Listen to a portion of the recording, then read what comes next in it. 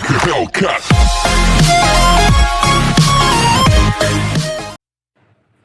Assalamualaikum warahmatullahi wabarakatuh. Perkenalkan, nama saya Devita Sari, NIM L1A019010, Prodi Manajemen Sumber Daya Perairan Universitas Jenderal Sudirman. Mulai dari acara yang pertama, yaitu salinitas. Menurut Joko tahun 2004, salinitas adalah tingkat keasinan atau kadar garam terlarut dalam air. Air yang memiliki konsentrasi kurang dari 0,05% disebut air tawar, 3-5% disebut air payau, dan lebih dari 5% disebut air laut. Faktor yang mempengaruhi salinitas, yang pertama ada penguapan, yang kedua ada curah hujan, dan yang ketiga ada banyaknya sungai yang bermuara ke laut. Semakin besar tingkat penguapan air laut di suatu wilayah, maka salinitasnya akan semakin tinggi. Semakin besar curah hujan di suatu wilayah, maka salinitasnya akan semakin rendah, dan semakin banyak sungai yang bermuara ke laut, maka tingkat salinitas di laut akan semakin rendah. Begitu juga sebaliknya. Cara mengukur salinitas dan merawat hand refractometer yang benar. Untuk mengukur salinitas, kita membutuhkan beberapa alat dan bahan, antara lain hand refractometer. Anggap saja ini sebagai alat hand refractometer, tisu, pipet, dan air sampel. Air sampel adalah air aquades yang sudah dicampur dengan garam.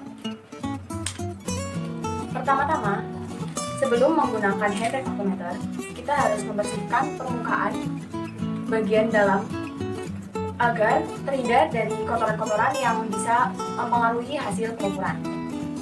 Pertama-tama kita lap, kemudian kita ambil air sampel menggunakan pipet tetes. Secukupnya saja.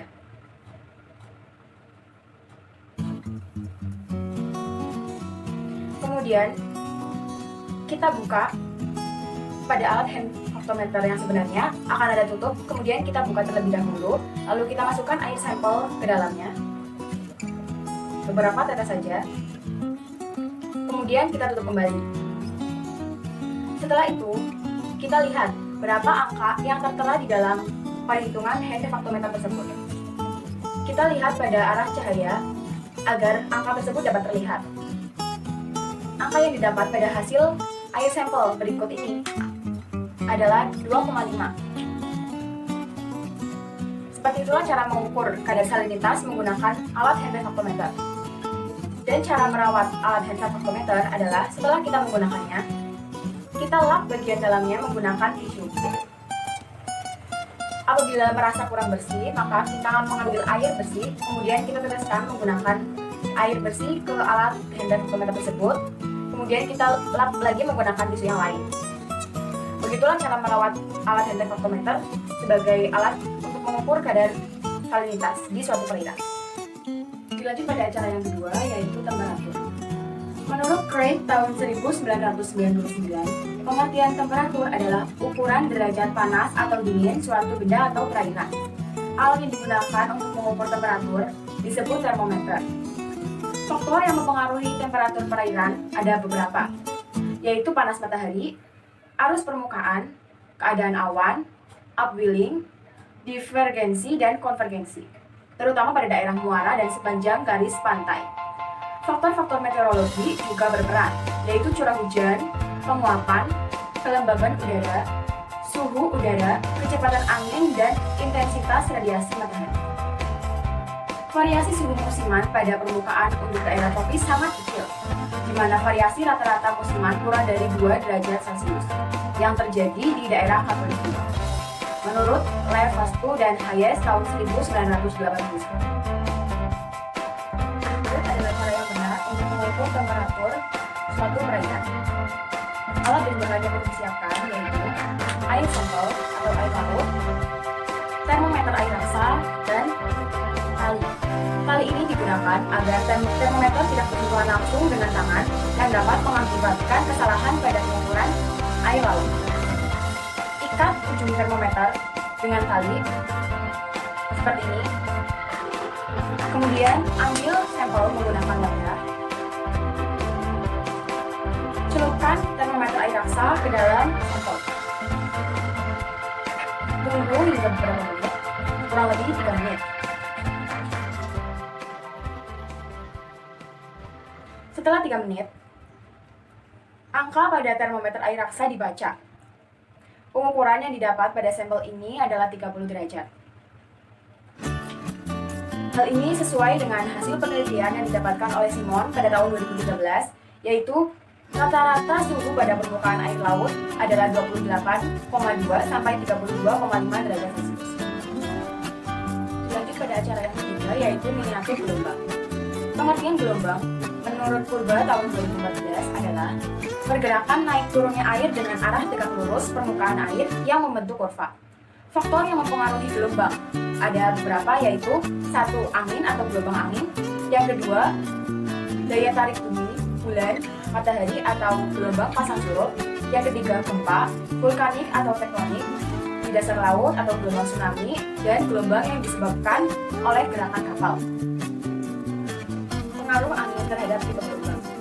Menurut Purba tahun 2014, gelombang laut yang disebabkan oleh tiupan angin pada daerah pantai seringkali memiliki ketinggian yang kecil sekitar 0,5 meter dan periode waktu yang singkat, kurang lebih 4 detik.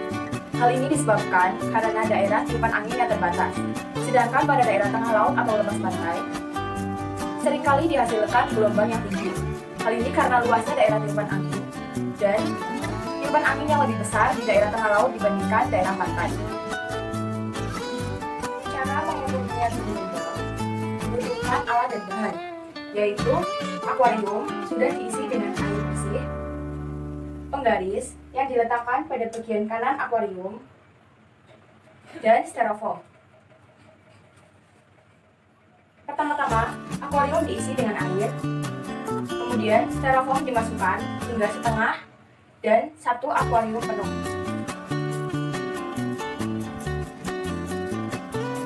Styrofoam dimasukkan hingga setengah akuarium.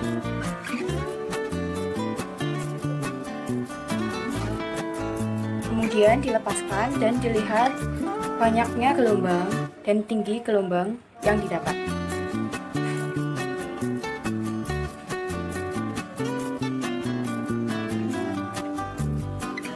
Banyaknya gelombang ada 2 dan tinggi gelombang hanya 12,5 cm.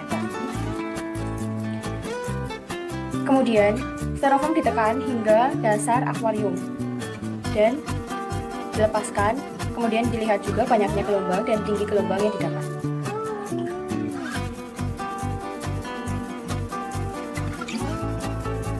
Banyaknya gelombang yang didapat ada 3 dan tinggi gelombang pada puncak gelombang hingga 13 cm. Cara yang keempat yaitu densitas. Pengertian densitas menurut Mariana pada tahun 2012 adalah sifat fisik dari materi. Rapatan digunakan untuk membandingkan antara dua zat yang memiliki volume sama, menempati besaran ruang yang sama, namun memiliki massa yang berbeda. Faktor yang mempengaruhi densitas yaitu suhu atau temperatur dan salinitas.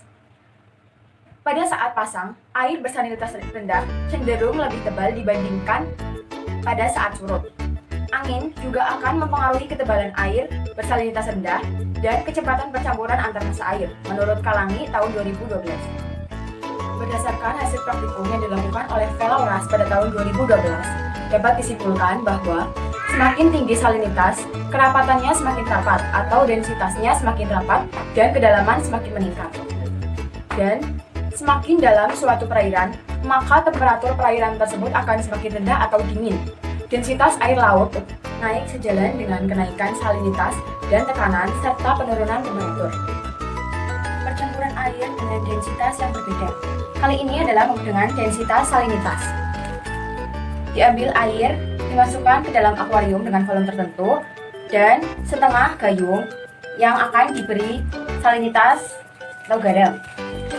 Diberi garam secukupnya saja.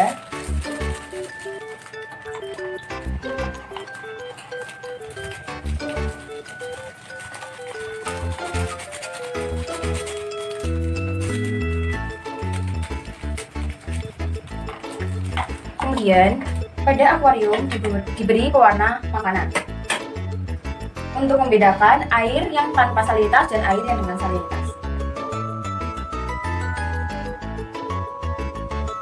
Kemudian diaduk, sudah terlihat warna oranye. Pada air dengan salinitas diberi warna hijau secukupnya saja.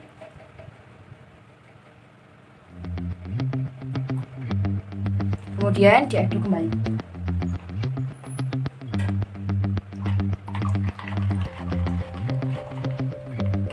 Masukkan air dengan salinitas ke dalam air yang berada di dalam akuarium dengan perlahan menggunakan papan agar air tidak langsung turun ke dalam akuarium.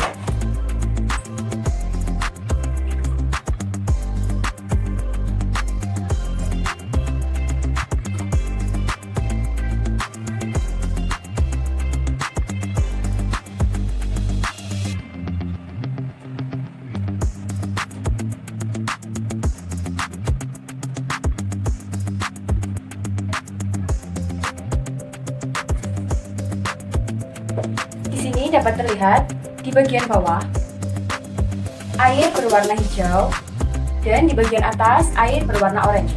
Hal ini menunjukkan bahwa air dengan salinitas berada di bawah dan air tanpa salinitas berada di atas.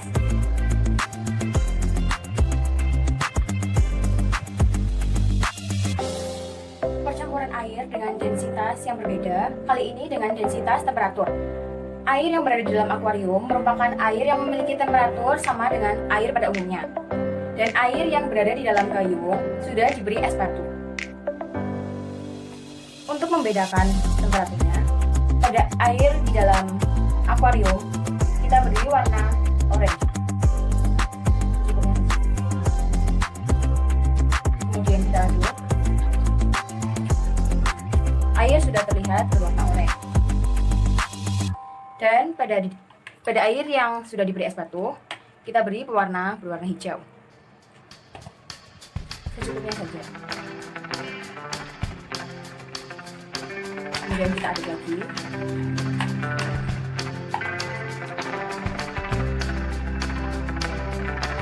Dan kita tuang air yang berada di dalam galon ke dalam akuarium menggunakan papan agar air tidak masuk ke dalam akuarium.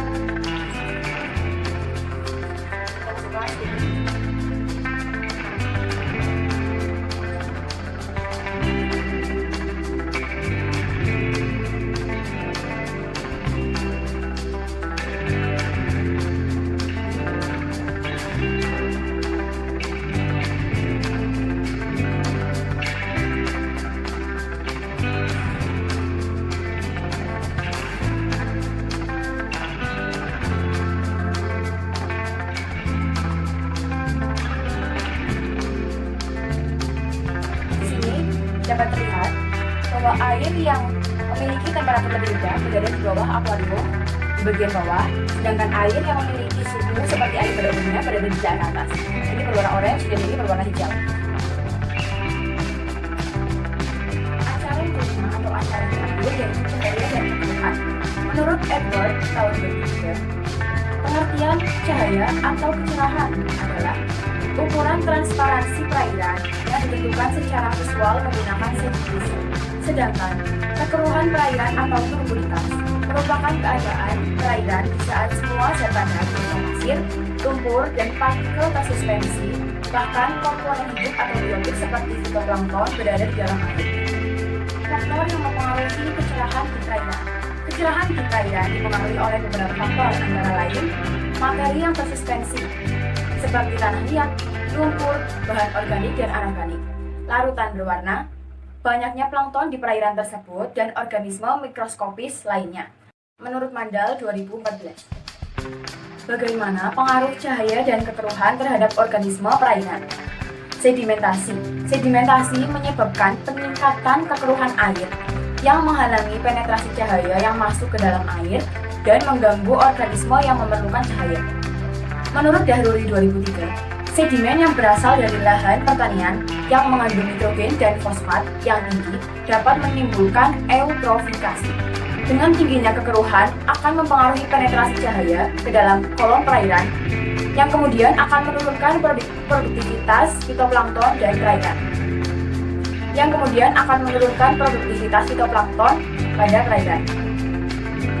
Untuk mengukur cahaya dan kekeruhan dibutuhkan beberapa alat dan bahan, antara lain yang pertama akuarium yang sudah diisi dengan air, kemudian penggaris untuk mengukur kedalaman cahaya yang masuk pada dalam air, kemudian beberapa bungkus tepung sebagai pengganti sedimen, dan senter. Pertama-tama, kita lihat sebelum diberi sedimen, kita lihat cahaya senter ini masuk hingga ujung akuarium yang lain. Kita beri sedimen yang pertama.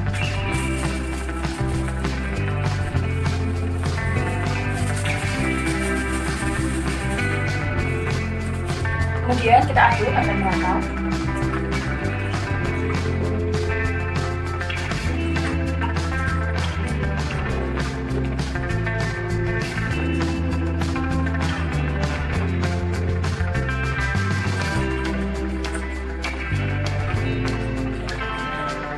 Setelah dirasa sudah merata, kita senteri dari ujung akuarium dan kita ukur kedalaman cahaya yang masuk pada akuarium.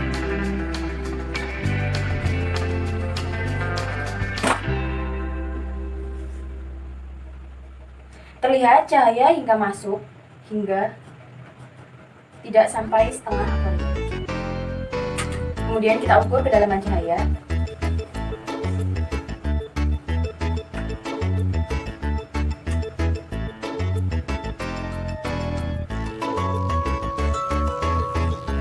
Kedalaman cahaya adalah 13,5 cm setelah diberi sedimen yang pertama. Kemudian kita beri sedimen yang kedua.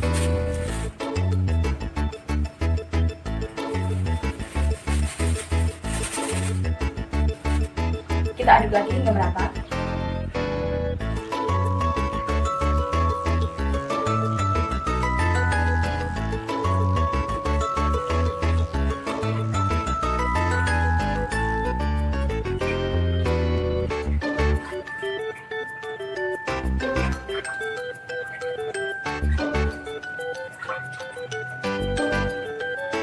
Setelah dirasa merata, kita lakukan hal yang sama seperti pada sedimen yang pertama. Kita senteri akuarium dari sisi sebelah kanan. Cahaya yang masuk hanya sampai sini. Kemudian kita ukur kedalaman cahaya yang masuk.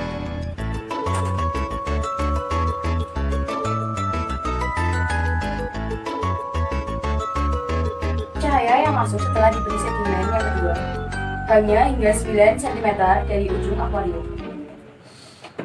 Kita lanjut beri sedimen yang ketiga.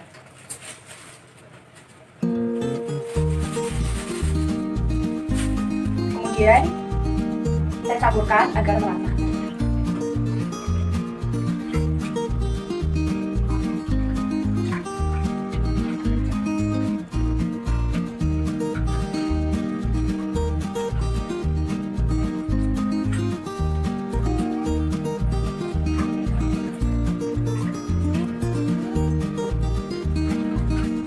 Setelah dirasa sudah merata, kemudian kita senteri kembali bagian ujung akuarium dan ukur kedalaman cahaya yang masuk.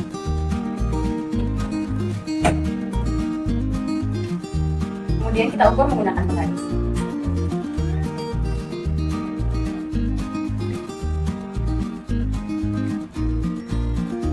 Cahaya yang masuk setelah diberi 3 sedimen hanya 5 cm.